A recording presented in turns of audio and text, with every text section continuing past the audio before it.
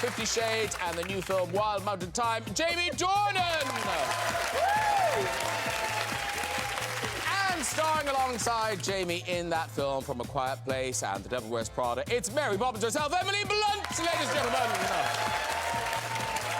Plus, later on, live here in the studio, we'll have a disco classic from one of the queens of lockdown, Sophie Ellis-Bextor. Hey! Welcome all. Did you all have a lovely Christmas? We had a lovely Christmas. It's the greatest Christmas of all time. Very nice. And Jamie Dornan, party clothes in the wash. Party clothes in the wash, yeah. He's saying your brown sweater is a bit like Even you, Fernie Whittingstall, look at him. He ironed a very shirt. festive. I don't even have a defence to this. You just thought that was good enough. These are suit trousers, I'll have you know. Tweed pants. Yeah, it's like the opposite of a Zoom outfit. Yeah. I'll wear my smart trousers and an old jumper.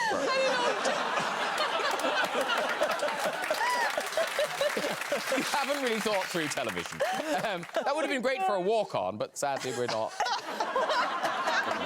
OK.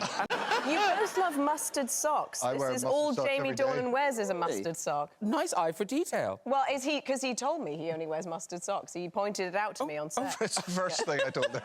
Wow, I only wear that's mustard fascinating. socks. I hope you had a pen. I don't want to forget this. Right, let's start with a film treat for the holidays. This is Emily and Jamie in... It's a really beautiful, kind of lyrical Irish romantic comedy, Wild Mountain Thyme. It's out on the 8th of January.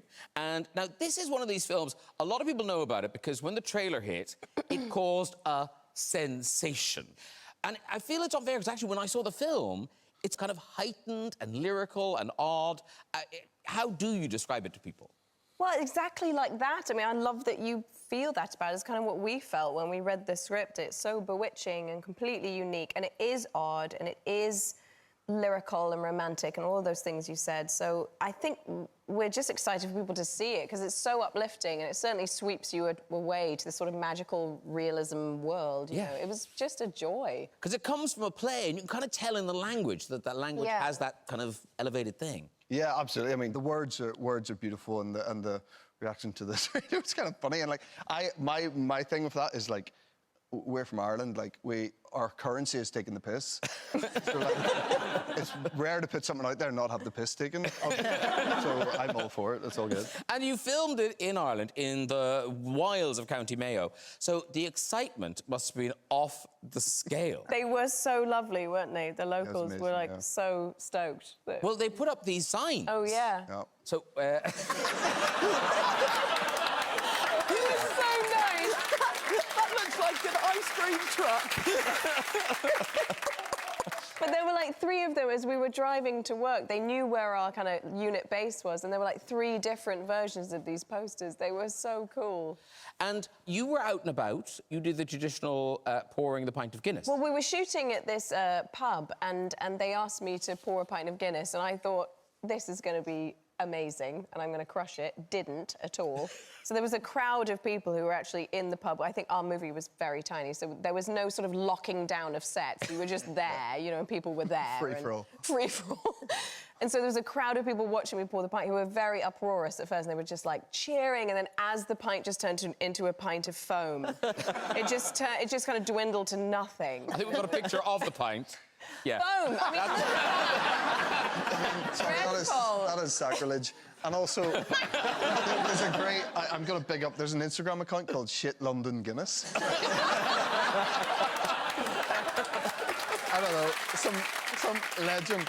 I think he's from Cork or something, and he basically people send him in these awful pints, notoriously terrible Guinness here in London, and you know, it's like no head at all, loads of head.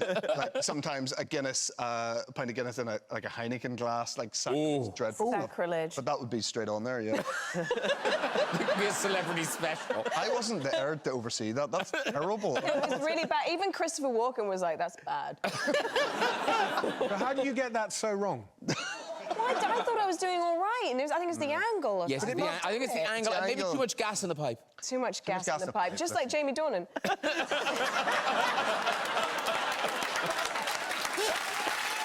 Boom. That was rehearsed. That was rehearsed. It's good. It worked, right? It was worked funny. great. It was funny. Yeah, It that was worked funny. great. That was funny.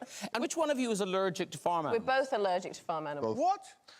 And we've shot the entirety of the movie on a farm. Yeah. Jamie takes an antihistamine like most days, I right? take a prescribed antihistamine every day. Yeah. Every day. Which I only need it when I'm around farm animals. So we were shooting and I'm standing holding the horse and I'm allergic to horses, so I'd taken one of his antihistamines that day. But he was about to shoot his close-up and the hair and makeup were like miles away and I could see he had this rogue eyebrow hair that was just sort of dangling. And I just thought, OK, well, that's going to look terrible in your close-up. So I just said, oh, Jamie, let me just fix your eyebrow hair. So I just, like, pushed his eyebrow up and I'd been holding the horse. And within moments, he had, like, a red, hivey monobrow that I had given. It's so bad. Well, it's not in this scene. We're going to watch a clip from Wild Mountain Thyme. This is the two of you bumping into one another early one morning. That's what it was. Is that what it was? The eyebrow. That actually is the scene where you did the eyebrow No, thing. it wasn't. It wasn't that scene. I don't know. Listen, I don't want to fight about it.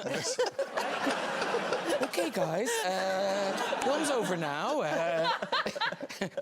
Now, I have to say, there's a lot of getting wet in this film. We saw you.